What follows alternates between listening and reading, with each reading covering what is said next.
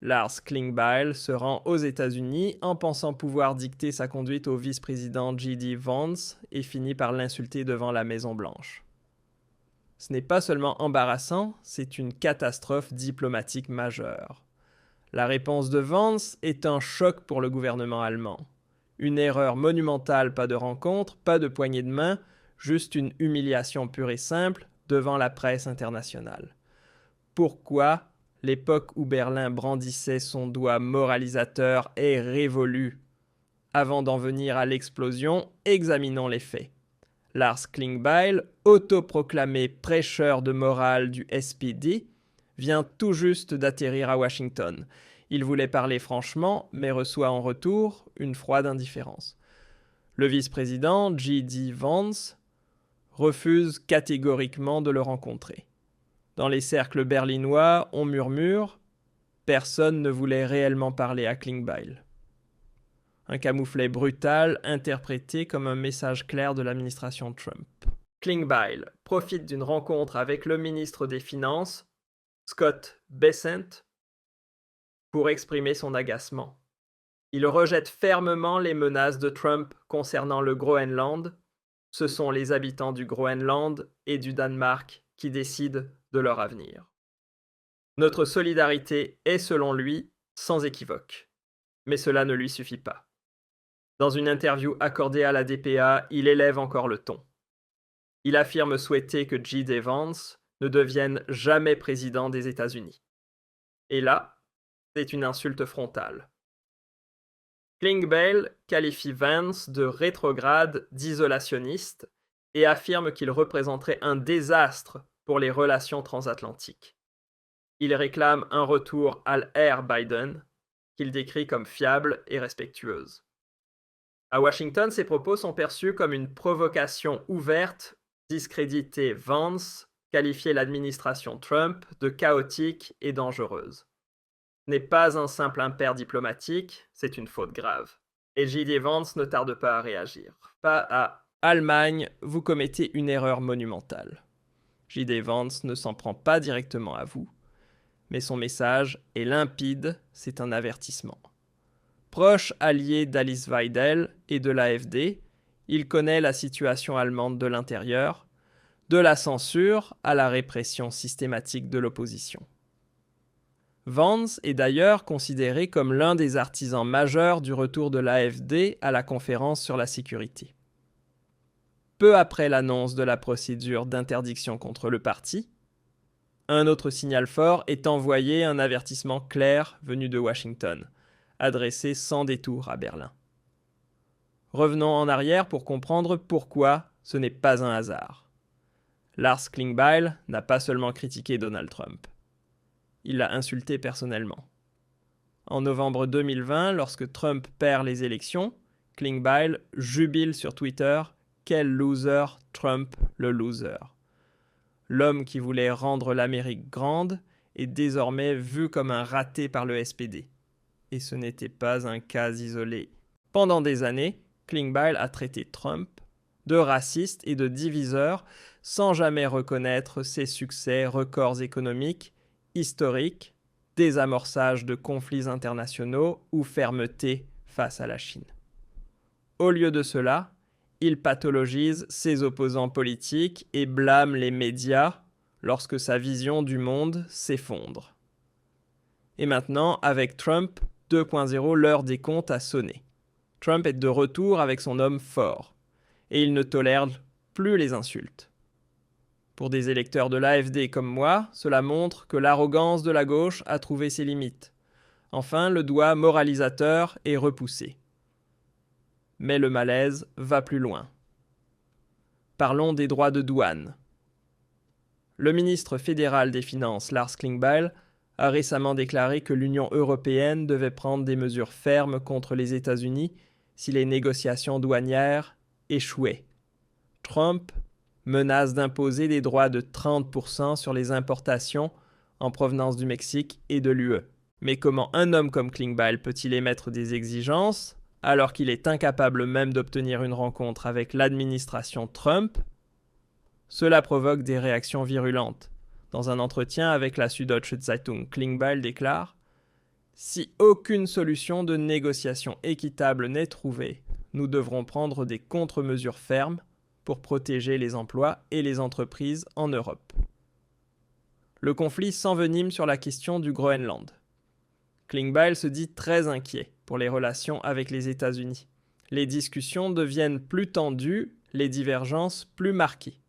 L'administration Trump, sous la houlette de Vance, ne montre manifestement aucun intérêt pour un dialogue d'égal à égal.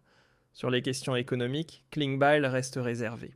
Il participe à une réunion sur un club commercial pour les matières premières critiques, mais uniquement à condition qu'il ne s'agisse pas d'un pacte anti-Chine. Ce que je ne veux pas, c'est que nous nous allions à d'autres pays pour mener une politique contre des tiers. Le club doit donc rester accessible à la Chine. Klingbeil s'est rendu une fois en Chine où il aurait été manipulé de toutes parts, et il est désormais considéré comme le petit protégé du régime communiste chinois. Imaginez un instant qu'un élu de l'AfD tienne des propos aussi flatteurs sur la Chine, le SPD crierait immédiatement à l'espionnage et à la corruption.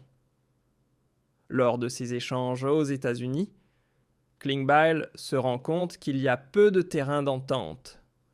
Beaucoup d'Américains ne s'intéressent ni à l'idéologie LGBTQ, ni à une bureaucratie étatique de santé, ni à une soumission à l'Union européenne. Au lieu de respecter cela, ils le méprisent. Les discussions restent cordiales, mais au fond, les valeurs sont diamétralement opposées. En clair, tout ce qui ne correspond pas à la ligne du SPD est considéré comme erroné. Il déplore la division aux États-Unis, où l'on ne dialoguerait plus, mais en Allemagne, ni ARD ni ZDF n'expliquent pourquoi Trump rassemble encore des millions de partisans. Effondrement économique, perte d'emplois, immigration illégale. À la place, Klingbeil pathologise ses opposants. Il veut voir Trump hors de la Maison-Blanche, le traite de raciste, tout en ignorant qu'il représente précisément ce que le système a laissé pour compte. C'est typique de la gauche écologiste, une arrogance morale tout en diabolisant ceux qui pensent autrement et en criminalisant les manifestants. Le coup de massue en début de mois, Trump impose des restrictions d'entrée aux responsables européens du SPD. Motif officiel, mesures de sécurité insuffisantes, mais en réalité, nous ne tolérons pas de politiciens qui piétinent la démocratie et la liberté d'expression. Des figures républicaines comme Marco Rubio et J.D. Vance accusent les sociaux-démocrates de bafouer la liberté d'opinion, d'exclure leurs adversaires politiques et de faire pression sur les réseaux sociaux. Le Digital Services Act est qualifié de loi de censure. En Allemagne, près de la moitié de la population se sent restreinte dans sa liberté d'expression. Berlin fait la sourde oreille. Washington riposte. Klingbeil juge Trump inacceptable au nom de soi-disant valeurs, mais lui-même appartient à un parti qui diffame et paternalise. Beaucoup au sein du SPD pensent comme lui, mais n'osent pas le dire à voix haute, preuve qu'il existe bel et bien des interdits de pensée. Et maintenant, jetons un œil du côté de l'AfD. Alice Weidel ne mâche pas ses mots à propos de J.D. Vance. Elle parle ouvertement d'un homme remarquable et se dit réjouie à l'idée qu'il puisse un jour devenir président. Selon elle, les États-Unis et même le monde seraient entre de bonnes mains avec lui. Elle met en avant son parcours de vie, une enfance marquée par la pauvreté, la toxicomanie, l'instabilité et les bouleversements constants. Son seul repère, sa grand-mère.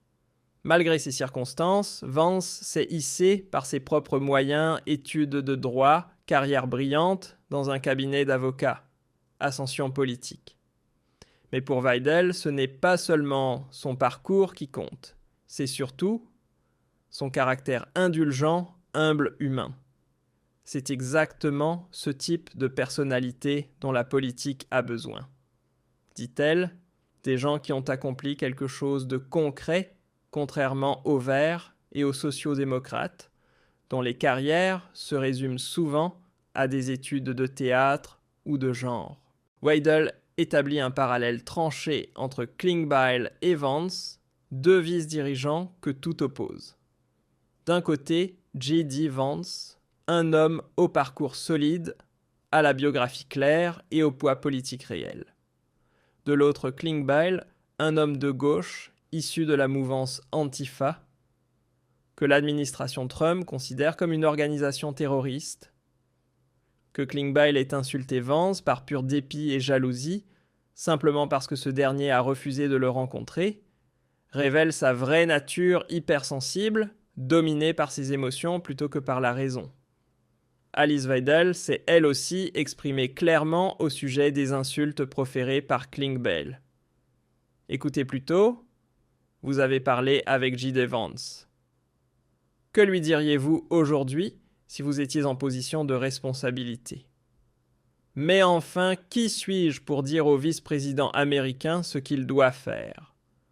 Nos devoirs sont ici chez nous en Allemagne. Je viens de vous l'expliquer, notre pays est en train d'être ruiné, et tout cela est de notre propre fait, c'est le résultat de choix politiques.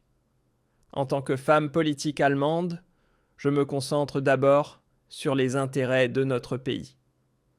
C'est là que se trouve ma priorité, car c'est ce que je peux contrôler.